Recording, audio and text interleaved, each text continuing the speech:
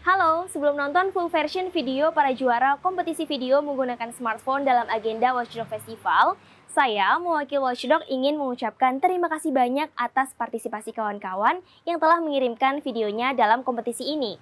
Dari 12 video yang masuk dalam official selection, kita sudah mendapatkan 6 juaranya. Mulai dari juara pertama, kedua, ketiga, hingga juara harapan 1, 2, dan 3. Dan inilah full version video para juara kompetisi video Watchdog Festival dengan tema Kami Melawan Pandemi yang diproduksi dengan menggunakan smartphone.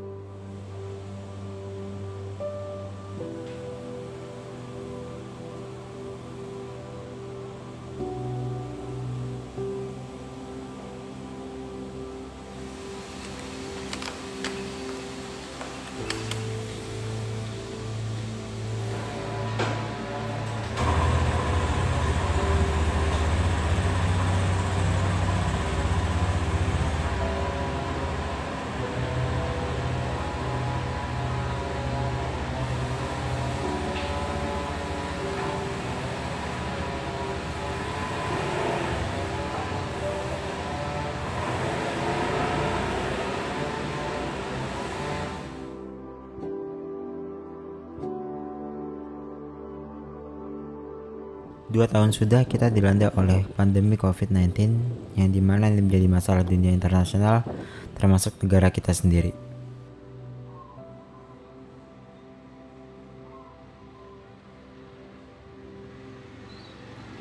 Pandemi COVID-19 memberikan implikasi ekonomi maupun sosial hampir di seluruh negara, termasuk di Indonesia.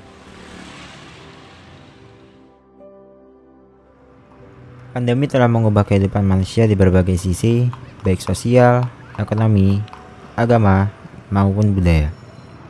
Tak sedikit pun para pedagang kecil mengeluh karena pendapatannya turun drastis. Salah satunya adalah pedagang UMKM. Malioboro, ya, merupakan pusat wisata belanja di Jogja yang menawarkan berbagai souvenir unik dengan harga murah serta memiliki nilai historis dalam perjalanan kota Jogja. Memang telah menjadi bagian penting dalam roda perekonomian masyarakat Jogja. Selain dikenal sebagai pusat berburu cenderamata, tempat ini juga tak lepas dari sejarah panjang perkembangan kota Jogja dari masa ke masa. Ini dia Teras Malioboro. Ini merupakan tempat baru bagi para pedagang kaki lima Malioboro, yang dimana ini berlokasi di gedung X Bioskop Indra, tepat berada di seberang Pasar Beringharjo.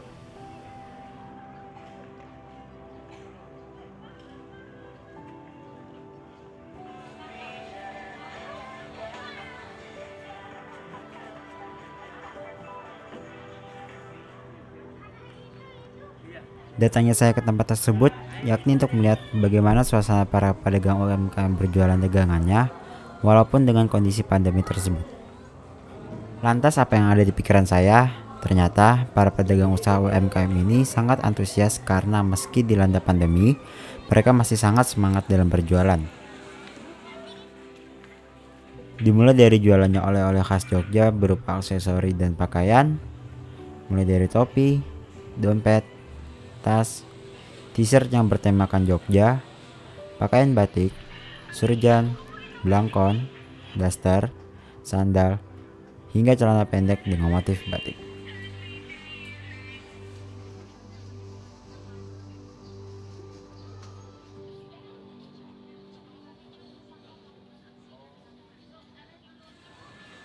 Setelah saya melihat suasana yang ada di Teras Malioboro ini, saya juga sempat menanyakan ke salah satu pedagang UMKM terkait bagaimana mereka bisa bertahan dalam berjualan di tengah-tengah pandemi ini. Ini sebelumnya dengan Ibu siapa? Wijaya. Ibu Wijaya ya. Di sini Ibu memang sudah bekerja sebagai UMKM sudah berapa lama, Bu? Kalau di teras kan baru pembukaan Februari kemarin ya Mas, tapi kalau jualannya gini udah dari setelah gempa 2008. Berarti kalau sebelum dari teras Malioboro ini sudah berjualan berapa lama Bu? Sudah 11 tahun Mas. 11 tahun ya? Iya.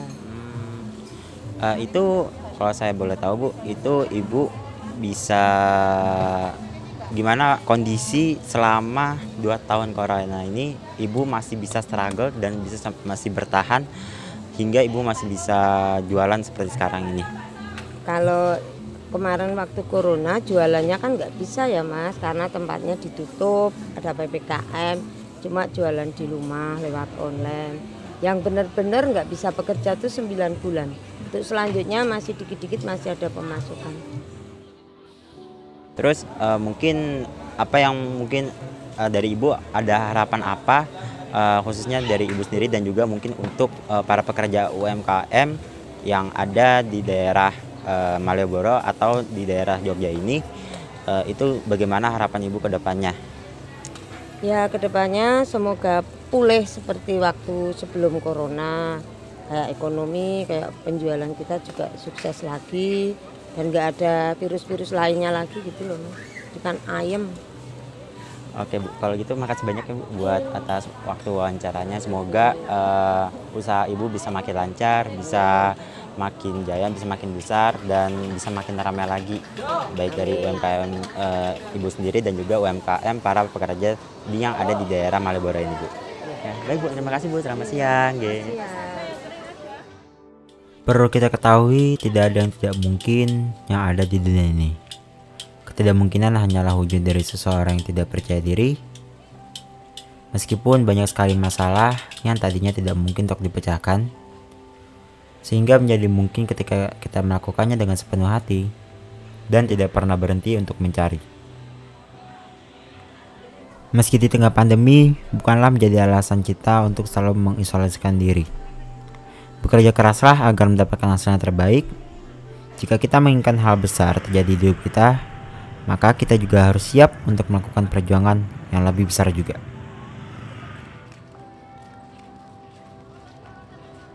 Tetap patuhi protokol kesehatan, meski pandemi telah terkendali.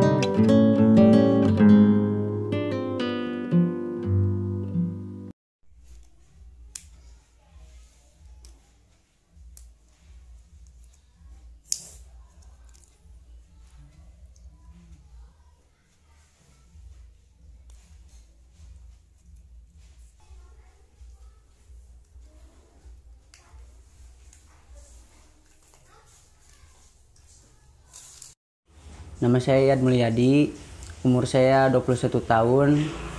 Semenjak pandemi saya nganggur.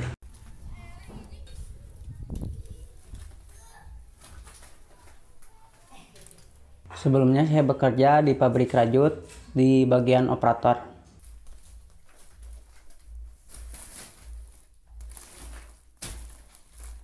Dan semenjak pandemi, perusahaan itu bangkrut dan terpaksa saya diberhentikan. Kurang lebih 1 tahun saya nganggur. Di sela-sela saya mencari kerja, saya membantu kedua orang tua saya. Dan ini pekerjaan ibu saya. Ini adalah mainan. Kuli, pekerjaan dari orang lain. Ya, daripada saya diam, soalnya di masa pandemi susah cari pekerjaan. Ini cara kerjanya seperti ini. Ada bodi dan ban. Ini masukkan ban, lalu ditimpa lagi sama bodi yang ini, yang bolong.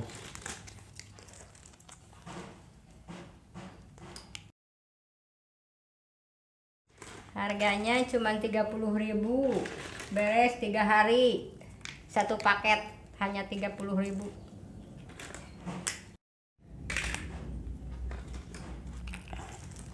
Satu paketnya ini ada 3 karung dan satu paket itu harganya 30.000. Jadi per karungnya itu 10.000. 3 hari lagi baru beres. Tapi biasanya muruhkeun teh sapaketnya 3 karung. Ieu hiji 3 karung teh 2 jeung ban hiji jadi sapaket hargana 30.000. Ieu tos jadina. Nah. Kieu rupa-rupa warnana. Nu ti luar oge seueur nu hoyong. Pidamal nu kieu ngan kumargi anjeunna tos terang hargana tos kitu. Tos terang kanu hargana jadi teu nuluy kitu teu terus nya. Suami kerja, saya kerja.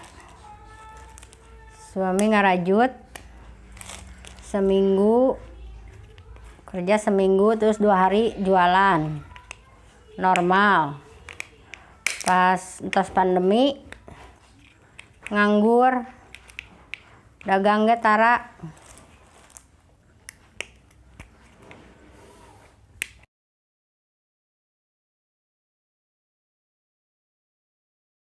Kieu we ngadamel nu kieu bari murah-murah ge di keureuy.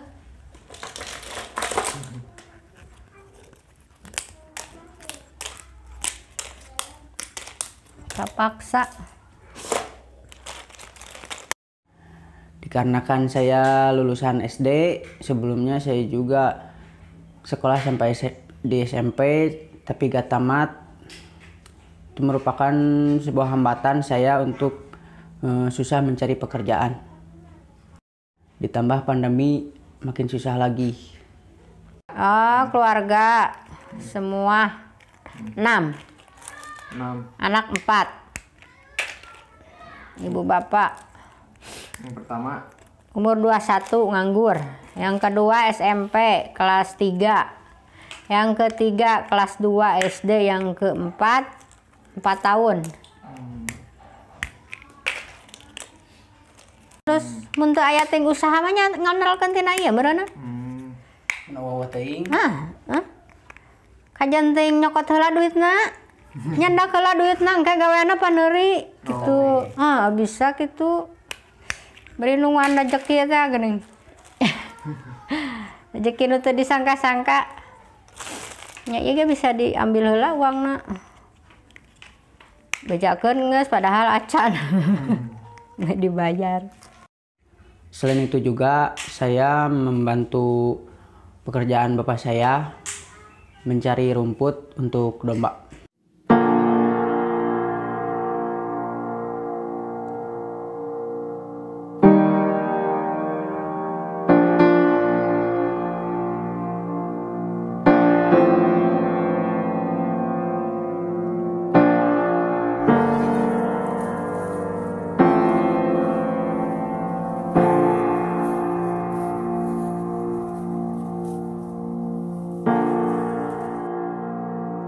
Kalau bapak saya ada kerjaan, saya suka ngegantiin.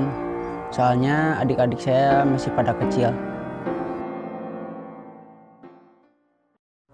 Ya saya ngarit biasanya di sekitaran dekat rumah sini. Soalnya di sini masih banyak perkebunan alam gitu. Ya lumayan, domba ada 3 ya buat kebutuhan sehari-hari gitu.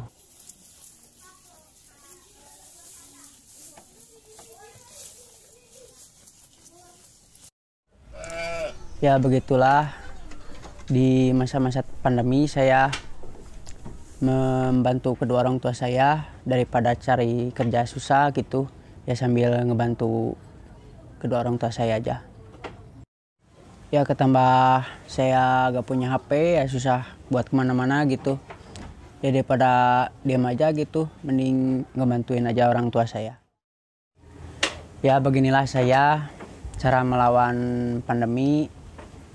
Ya daripada diam saja banyak mengeluh gitu, mending bantu saja orang tua selagi ada.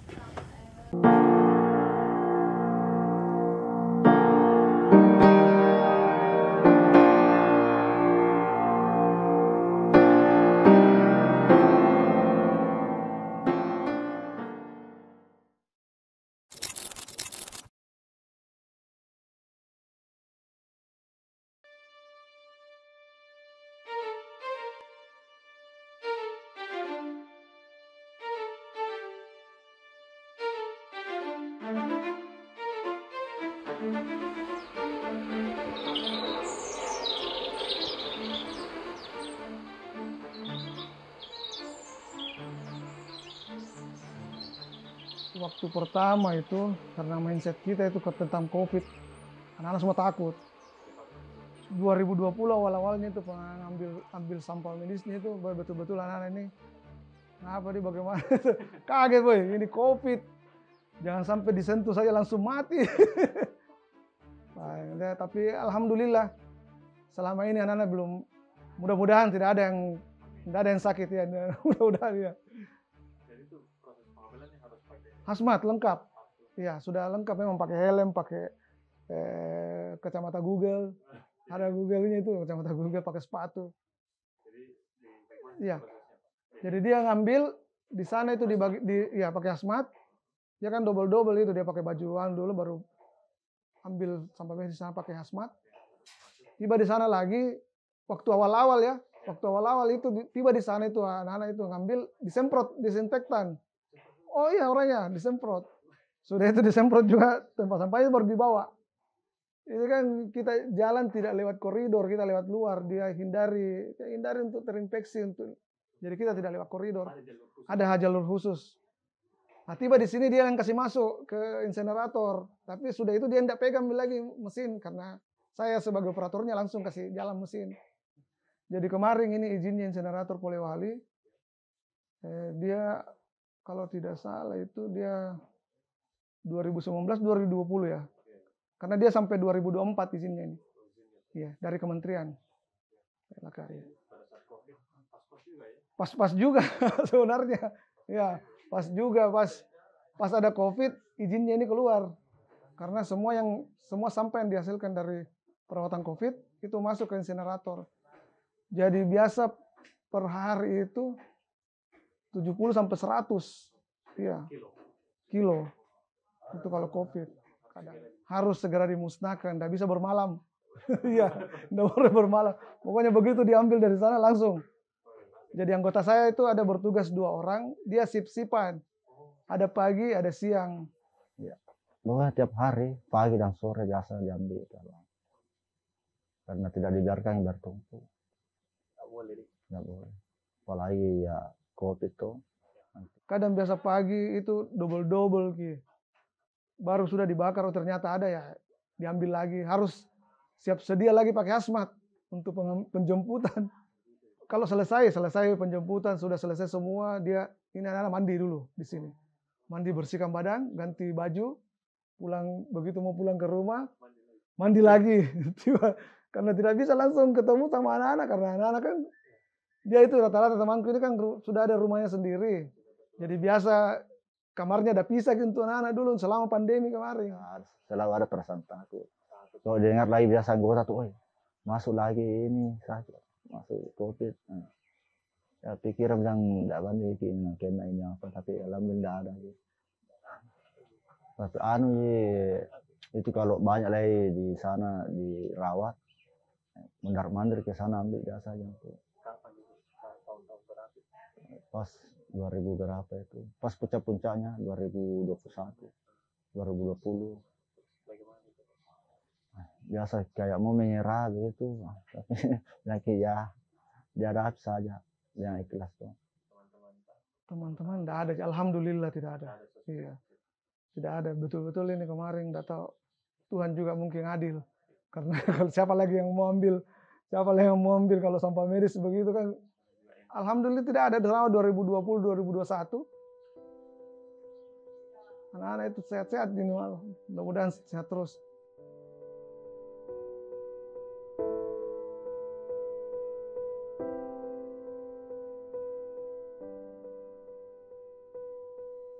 Pada saat itu kalau misalnya pasien pulang itu kan senangnya gitu kita itu. Senang sekali kita sebagai petugas medis, senang gitu. Terus sampai dipamiti, terima kasih Ibu sudah dirawat beberapa minggu di sini, itu senang. Biasanya ada pasien bilang, mudah-mudahan saya tidak kembali lagi ke sini. Pas mereka pulang banyak pas kita bersihkan kamarnya, obat yang jarang mereka minum. Iya, jadi makanya saya bilang, oh mungkin lebih butuh edukasi yang bagus seperti itu. Sampai yang ditinggalkan itu, pokoknya dirilkan betul lagi kamarnya kalau ada yang kosong. Karena banyak beberapa pasien yang, oh sudah diminum sudah diminum sudah. Kan kami pasien itu kami kasih mandiri obatnya. Kan namanya gejala ringan, kan kami datangnya di sini rumah sakitnya gejala ringan ke sedang. Yang kan sebelum datang kita sudah siap-siap semua. Tidak boleh dekat sama, harus pakai lengkap APD. Jasa pertama dulu itu sama Mbak Ulan, dokter tadi ke dokter. Nah, bilang jangan ada, pokoknya tidak boleh ada, biar tasnya dilarang sentuh-sentuh apa Saya tidak pernah pakai asmat. Beberapa jamnya itu pakai double-double dengan kondisi oksigen yang terbatas, terengah-engah. Itu tidak pernah saya pikirkan dan saya tidak pernah bayangkan saya akan pakai seperti itu. Kamu bagaimana ya? Sudahlah kayak gitu. Tidak apa-apa Ji, kami memang tugas tak. Tidak mau bagaimana, karena kan kita juga tidak mau libatkan juga orang, karena kan cleaning service kami hanya satu. Jadi ya semua harus bertanggung jawab. Kalau pagi kan langsung biasa sarapan paginya dikasih naik sambil ambil sampah turun lagi ambil sampah. Pakai APD, iya. Asma sampai 2 jam 3 jam, siang lagi naik lagi. Ya, sore 3 kali sehari. Tapi kan bapaknya sudah tua, berumur, jadi saya bilang ya sudah tidak apa-apa, saya ikut angkut sampah gitu kan. Pada saat kita keluar dari ruangan pasien, nah itu kita APD kita itu dibuka, kasih masuk di kantong plastik. Nah setelah itu direkatkan kembali. Nah, baju hazmatnya khusus baju hazmat, handscoon digabung saja baju hazmat, helmnya juga dicuci, direndam seperti itu. Ya biasa yang kumpul biasa juga perawat, kan ada tempatnya khusus itu bilang tanpa medis. Saya tinggal kasih pindah di kakak masih karung bisa pakai dulu. Kan dikasih di karung, pada waktu itu tidak ada mobil pengambilan sampah. Jadi kalau berat dipikul turun.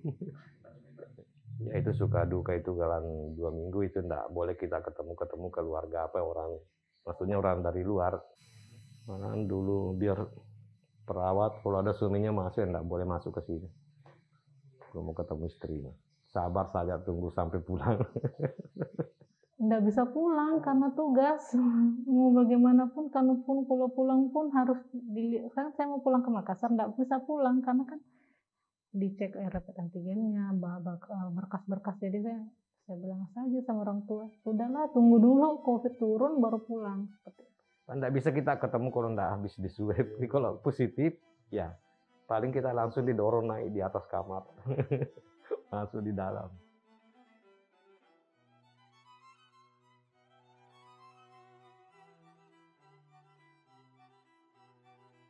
Pengabdian itu betul-betul bukan harus benar-benar dari hati. Ya itu pesan saya. Tetap jalan saja sanitarian. Siapa lagi yang mau ambil begitu kalau itu tugas kita di rumah sakit. Iya. Ya. Iya, siapa lagi yang mau lakukan? Itu sudah tugas.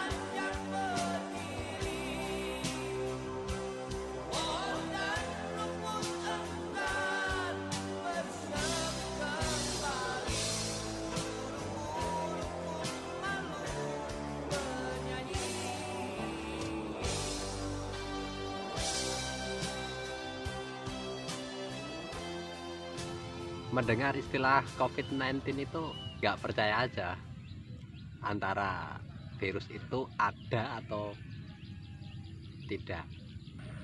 Namun saya terkena tracing waktu itu, saya melakukan tes swab dan saya dinyatakan positif juga, dan didukung lagi hampir setiap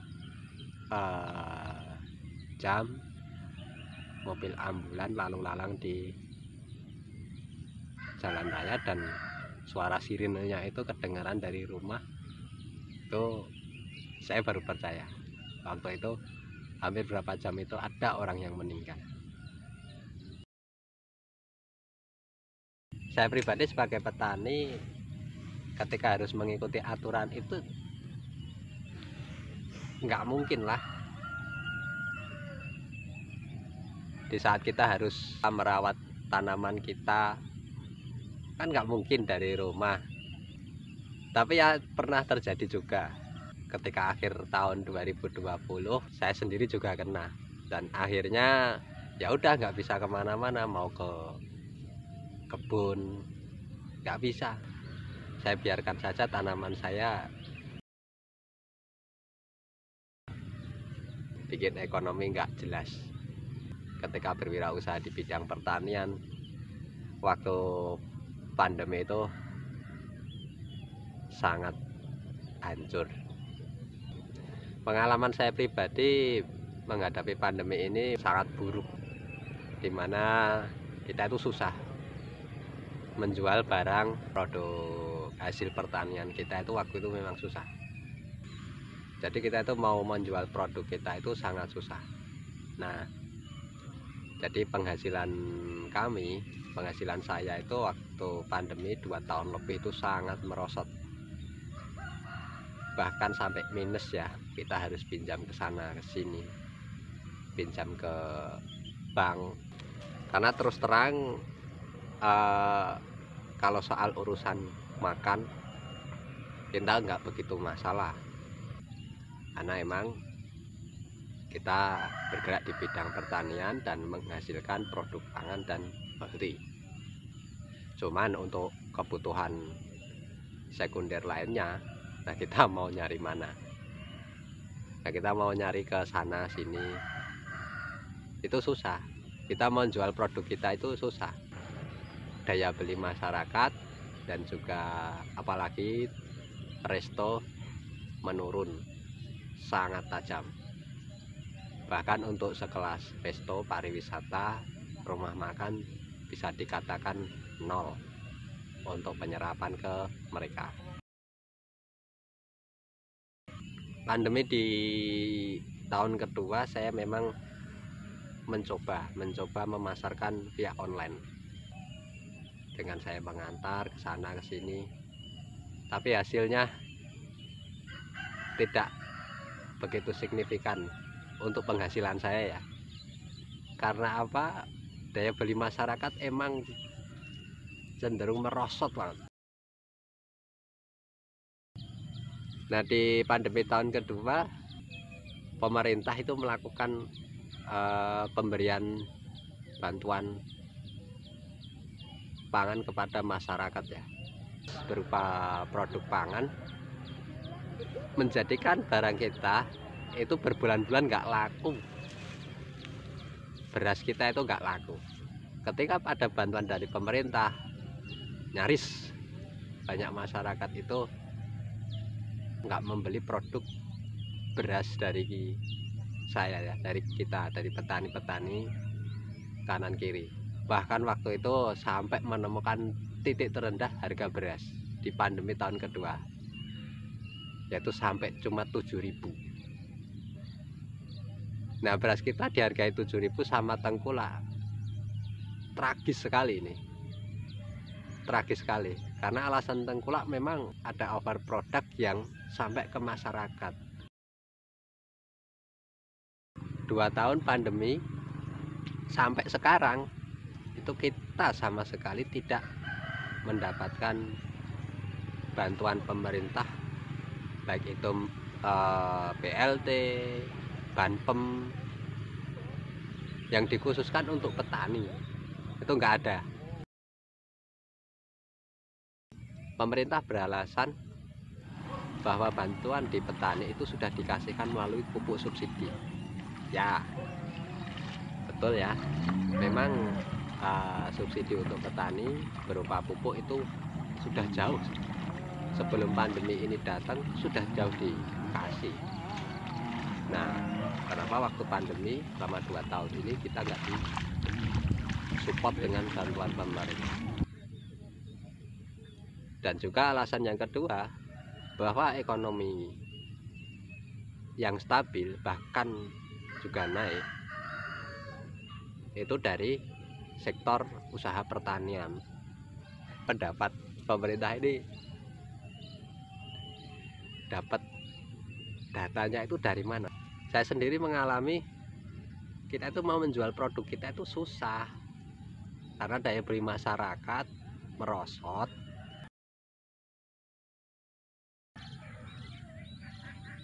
Tapi nggak masalah buat kami, buat kita tuh nggak masalah ketika nggak dapat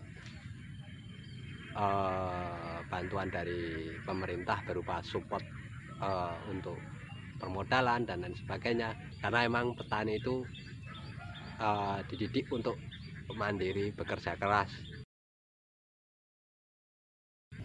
Harapan saya setelah dilonggarkan oleh pemerintah, kehidupan kembali normal ya, sehingga kita bisa menjual produk-produk kita ke pasar dan ke masyarakat. Ekonomi teman-teman petani, ekonomi saya sendiri bisa bangkit dan bisa normal. Angsuran hutang-hutang yang muncul akibat COVID-19 itu bisa terbayar lunas. Petani itu pekerjaan yang terhormat untuk memenuhi kebutuhan pangan masyarakat.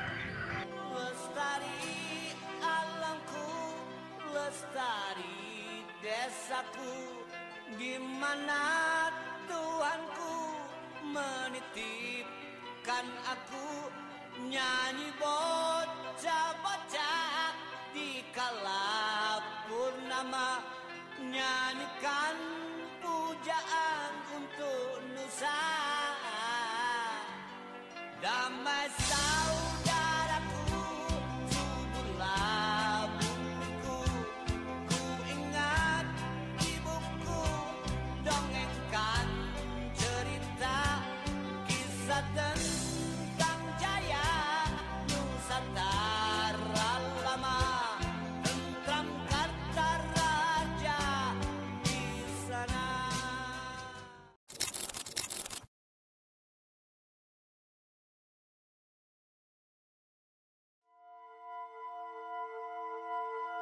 Pemerintah memutuskan melarang kegiatan mudik atau pulang kampung dalam perayaan Lebaran tahun 2021. Larangan melakukan perjalanan mudik berlaku bagi seluruh PNS, TNI Polri, BUMN, karyawan swasta, maupun pekerja mandiri. Menteri Perhubungan Budi Karya Sumadi menjelaskan nantinya akan ada penyekatan yang dilakukan polisi di 300 lokasi untuk mengawasi berjalannya aturan larangan Pemprov mudik. Jawa Timur akan memberi sanksi tegas bagi warga yang nekat mudik tahun Mudik ini. ke kampung dapat dilakukan secara virtual dengan keluarga, nenek, kakek, dan saudara semua.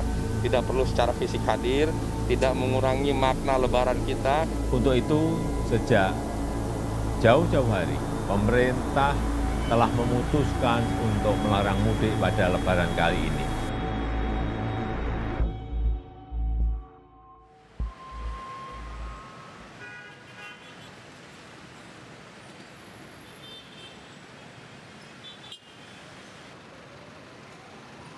Gue di Jakarta berarti udah sekitar 7 tahunan. Jakarta tuh udah jadi rumah kedua. Ya, walaupun gue nggak punya saudara di sini.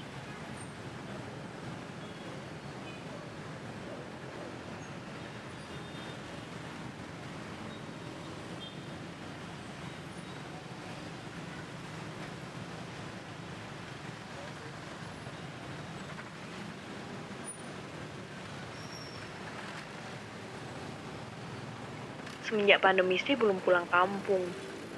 Ya udah 2 tahunan gak pulang kampung berarti.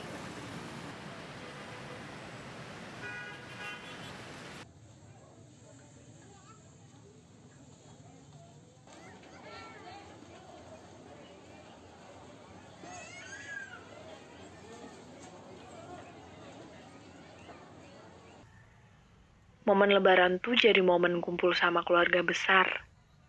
Karena banyak juga keluarga yang merantau.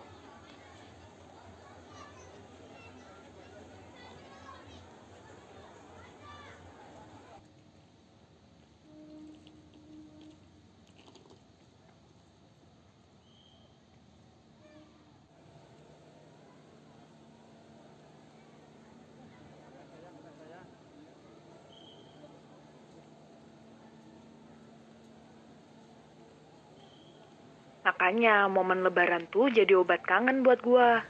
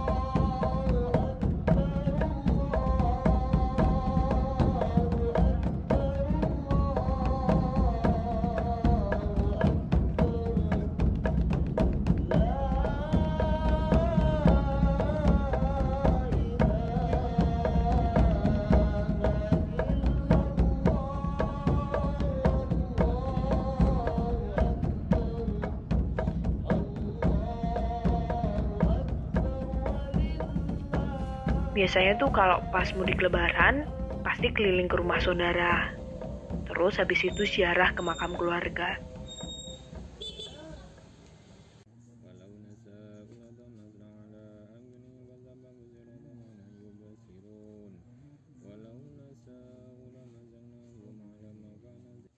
Kangen sih sama momen berangkat sholat Id bareng keluarga.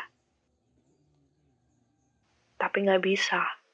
Kondisinya begini.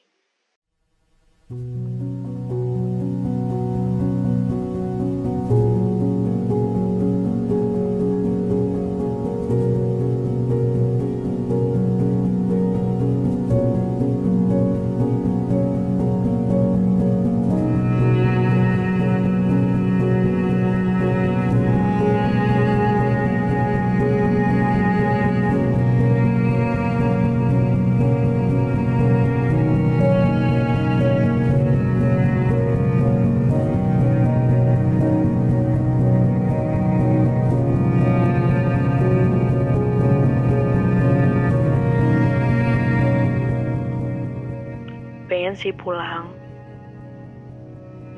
Tapi ya gimana?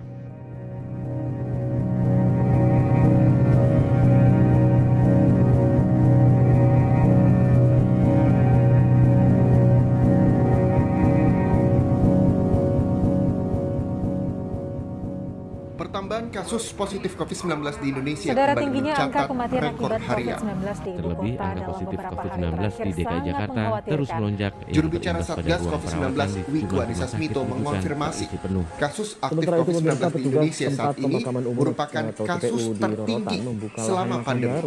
Menko Maritim dan Investasi Luhut Binsar Panjaitan menegaskan akan menindak tegas siapapun yang tidak patuh Berdasarkan data dari Kementerian Kesehatan, 5 daerah dengan kasus COVID-19 tertinggi pada 6 Juli 2021 adalah DKI Jakarta dengan 9.439 kasus baru. Terus bertambah.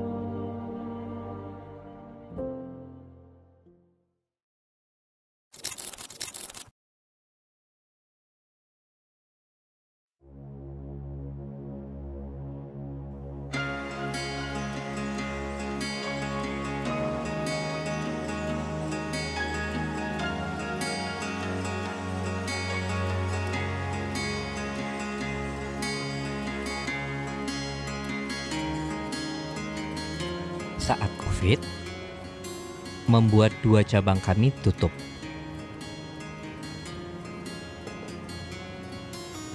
Dan ini membuat Kopi Tuli berhenti dan harus memberhentikan karyawan kami sebanyak 6 orang.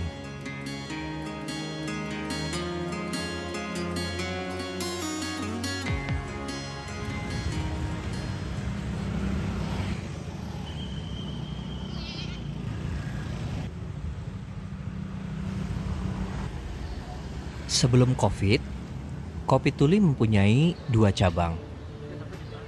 Yang satu berada di Krukut, Depok. Yang kedua berada di Duren 3, Jakarta Selatan. Namun kemudian setelah COVID, membuat kedua tempat tadi tutup. Lama-lama Kopi Tuli bukanya hanya dari rumah masing-masing. Jualannya hanya melalui online saja. Baru di bulan Agustus 2020, alhamdulillah, ada pelanggan yang mengajak kolaborasi menyediakan tempat ini di Beji, Depok.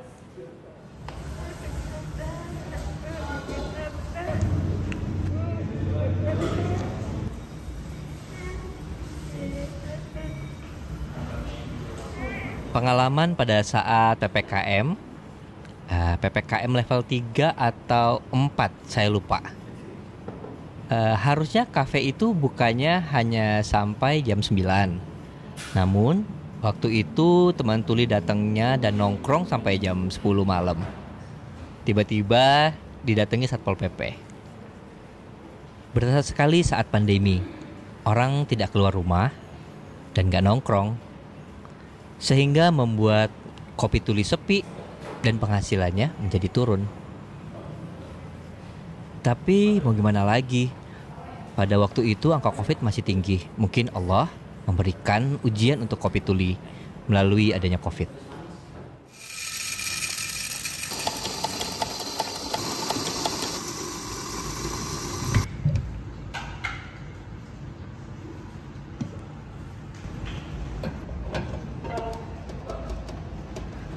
Sebelum membangun Kopi Tuli, sekitar 2016 saya lulus kuliah. Saya sudah berusaha melamar pekerjaan sebanyak 200 perusahaan, namun semuanya menolak. Kenapa? Semua tentang komunikasi. Sebetulnya, Kopi Tuli tidak hanya fokus tentang bisnis atau cuan. Tapi Kopi Tuli juga ingin menjadi bisnis sosial, maksudnya membangun kesetaraan. Yang kedua, ingin membawa bahasa ibu teman tuli, yaitu bahasa isyarat. Yang ketiga, mengadvokasi akses untuk teman tuli. Mimpi Koptul, mungkin insya Allah Kopi Tuli bisa memberdayakan teman-teman tuli sebanyak-banyaknya. Mengurangi tingkat pengangguran teman-teman tuli. Saya yakin tantangannya akan banyak banget, tapi seru. When your disability becomes your ability.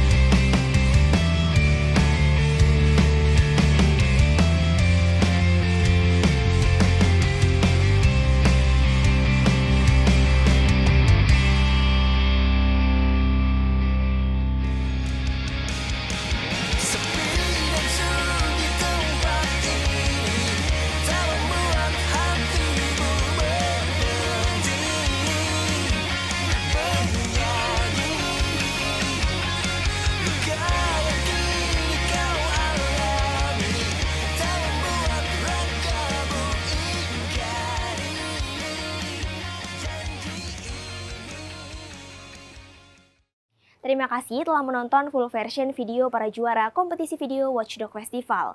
Mereka telah membuktikan bahwa hanya dengan menggunakan smartphone, kita bisa menyajikan tontonan yang edukatif dan juga bermanfaat bagi publik. Inilah tujuan Watchdog menyelenggarakan Watchdog Festival, yakni meningkatkan awareness dari masyarakat bahwa mendokumentasikan peristiwa-peristiwa di sekitar kita itu penting. Tak hanya untuk dokumentasi pribadi, tapi juga dapat dimanfaatkan untuk edukasi dan kampanye di media sosial, sehingga media sosial dapat dipenuhi dengan konten-konten yang positif. Watchdog Festival juga akan menjadi agenda tahunan Watchdog. Jadi, siapkan diri kamu untuk agenda Watchdog Festival tahun depan. Watchdog juga membuka kesempatan bagi para juara atau siapapun untuk berkolaborasi, sekaligus menyediakan platform untuk penayangan film dokumenter. Hubungi kontak yang tertera di website kami, watchdog.co.id. Sampai jumpa di Watchdog Festival selanjutnya.